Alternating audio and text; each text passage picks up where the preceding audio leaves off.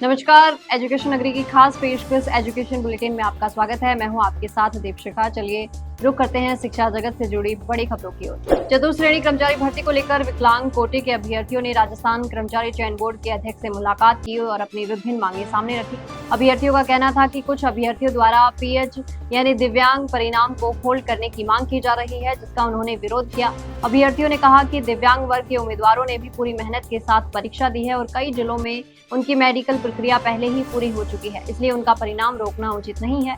साथ ही उन्होंने मांग की कि जिन जिलों में मेडिकल प्रक्रिया अभी लंबित है, विशेषकर जयपुर सहित अन्य जगहों पर उसे जल्द पूरा किया जाए। अभ्यर्थियों ने ये भी कहा कि सभी चयनित अभ्यर्थियों की ज्वाइनिंग एक साथ करवाई जाए ताकि किसी भी वर्ग के साथ अन्याय न हो। इसके अलावा उन्होंने प्रक्रियाधीन भर्तियों को समय पर पूरा करने की भी मांग उठाई। बोर्ड अध्यक्ष ने अभ्यर्थियों की बात सुनते हुए आश्वासन दिया कि सभी कार्य नियमों के अनुसार और समयबद्ध तरीके से किए जाएंगे तथा किसी भी प्रकार का अनावश्यक होल्ड नहीं लगाया जाएगा। अभ्यर्थियों ने बातचीत को सकारात्मक बताया और उम्मीद जताई कि उनकी मांगों पर जल्द कार्रवाई होगी। राजस्थान कर्मचारी चयन बोर्ड की ओर से 500 पदों पर आयोजित हुई परिचालक भर्ती के अंतिम परिणाम का इंतजार लगातार लंबा होता जा रहा है।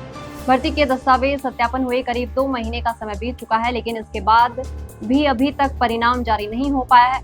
अभ्यर्थियों द्वारा अंतिम परिणाम की मांग को लेकर पहले RSRTC कार्यालय पहुंचे, लेकिन यहां से संतोषपूर्ण जवाब नहीं मिलने के बाद अभ्यर्थी बोर्ड कार्यालय पहुंचे, लेकिन यहां भी कोई संतोषजनक जवाब नहीं मिल पाया। अभ्यर्थियों ने आरोप लगाया कि भर्ती की डीवी हुए 2 महीने का समय बीत चुका है, तो वहीं विभाग डीवी रिपोर्ट बोर्ड के पास भेजने की बात कह रहा है, लेकिन बोर्ड कोई जवाब नहीं दे रहा। ऐसे में भर्ती से जुड़े अभ्यर्थी काफी परेशान हैं। अभ्यर्थियों ने जल्द से जल्द परिचालक भर्ती के अंतिम परिणाम की मांग तेज कर दी है। साथ ही युवाओं ने चेतावनी दी है कि अगर जल्द ही परिणाम को लेकर कदम नहीं उठाए गए तो मजबूरन अभ्यर्थियों को धरने का रास्ते पर उतरना पड़ेगा। राजस्थान BSTC प्री DLED 2026 का रिजल्ट आज 10 जून को जारी कर दिया गया है। महीनों से इंतजार कर रहे लाखों अभ्यर्थियों के लिए बड़ी राहत की खबर है। वर्धमान महावीर ओपन यूनिवर्सिटी ने दोपहर 3 बजे आधिकारिक रूप से परिणाम घोषित किया, जिसे शिक्षा मंत्री मदन दिलावर ने जारी किया।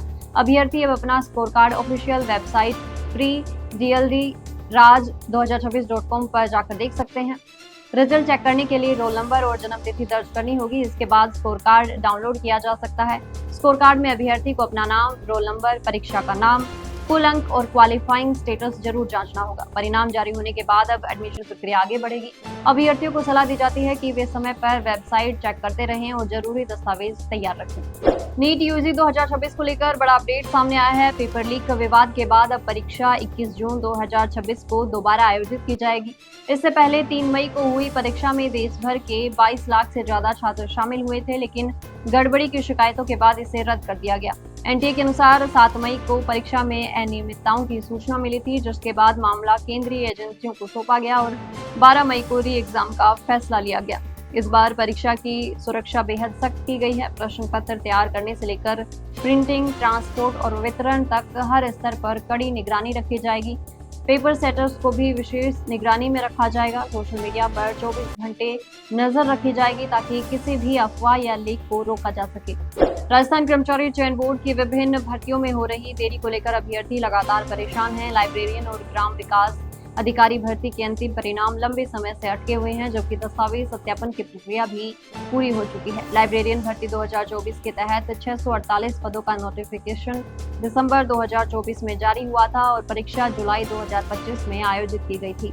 प्रारंभिक परिणाम आने के बावजूद अंतिम परिणाम का इंतजार जारी है। वहीं ग्राम विकास अधिकारी भर्ती के 850 पदों की परीक्षा नवंबर 2025 में हुई थी और डीवी प्रक्रिया पूरी होने के बाद भी रिजल्ट घोषित नहीं हुआ है।